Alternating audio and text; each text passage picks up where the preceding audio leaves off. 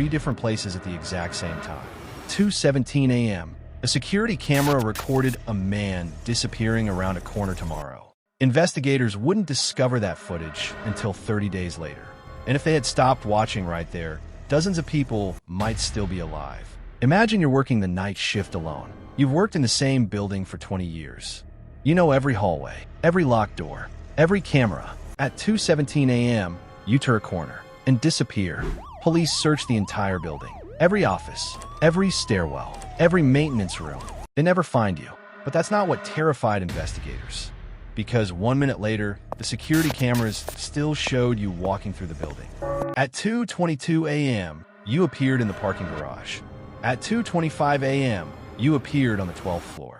At 2:27 a.m., 3 different cameras showed you in 3 different places at the exact same time. The man on those cameras was Mark Dalton, the same security guard who had already disappeared. Mark wasn't the kind of person who vanished. 20 years on the job, never missed a shift, never caused problems. At exactly 2:17 a.m., camera 47 recorded him turning a corner on the 8th floor. That was the last moment anyone saw him in person. No doors opened, no elevators moved, no exits triggered. His radio went silent. Police searched. The cameras only made things worse. Our building, different floors, different hallways, different timestamps.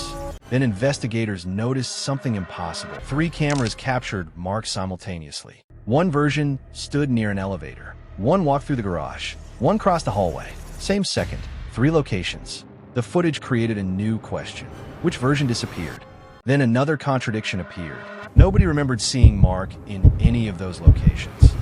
Not employees, not cleaners, not maintenance staff. Only the cameras saw him. It was as if the recordings were documenting a person reality couldn't see.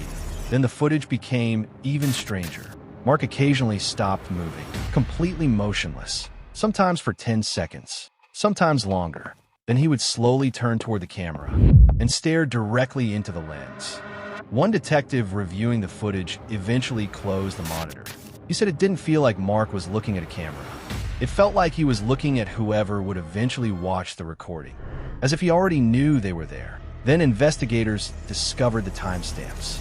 A janitor reported a cleaning cart falling over at 3:12 a.m. The camera showed it happening at 3:08. For minutes earlier, everyone assumed it was a clock error. Then they checked more incidents. A light fixture bursting, a maintenance worker slipping, a door slamming shut. Again and again, the recordings showed events minutes before they actually occurred. The surveillance system wasn't following reality. Reality was following the surveillance system. That discovery led investigators into the archives. Months of recordings revealed nothing. Years of recordings did. Mark appeared repeatedly in footage that predated his employment. In some clips, he wouldn't be hired for another year. Yet there he was, standing alone in hallways, watching, staring into cameras, waiting.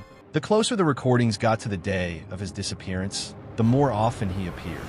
One version, then 2, then several. Almost like the building was slowly filling up with copies of him. Then a rarely reviewed basement camera changed everything. The footage showed Mark entering a maintenance room minutes before he vanished. The next frame showed another man standing beside him. The image was blurred. Investigators enhanced it frame by frame. The face slowly became visible. The second man was Mark, older, several years older. Neither version looked surprised. Neither reacted. They simply turned and walked deeper into the room together. Neither ever came back out. Police tore the room apart. Behind a concealed wall panel, they discovered something nobody knew existed. A surveillance server. No documentation. No maintenance records. No explanation for why it was there. Inside were thousands of recordings. Most showed empty hallways, silent offices, vacant rooms, but many carried timestamps years into the future.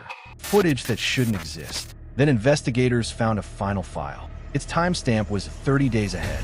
The recording began. An older version of Mark stepped into frame.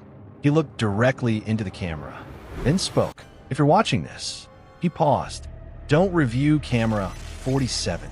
The recording ended. Nobody understood why. Naturally, investigators opened camera 47 immediately. The footage was dated 30 days in the future. At first, the hallway was empty. Then someone entered frame. He stopped beneath the camera, looked directly into the lens, and I recognized him instantly. It was me. Future me stood exactly where Mark had vanished. The footage continued. I walked toward the same corner, turned left, and disappeared. No nearby camera captured me exiting. No doors opened. No elevators moved. No alarm sa activati. Just like Mark, the recording ended there. No additional footage existed. Mark Dalton was never found. No body was recovered. No suspect was identified.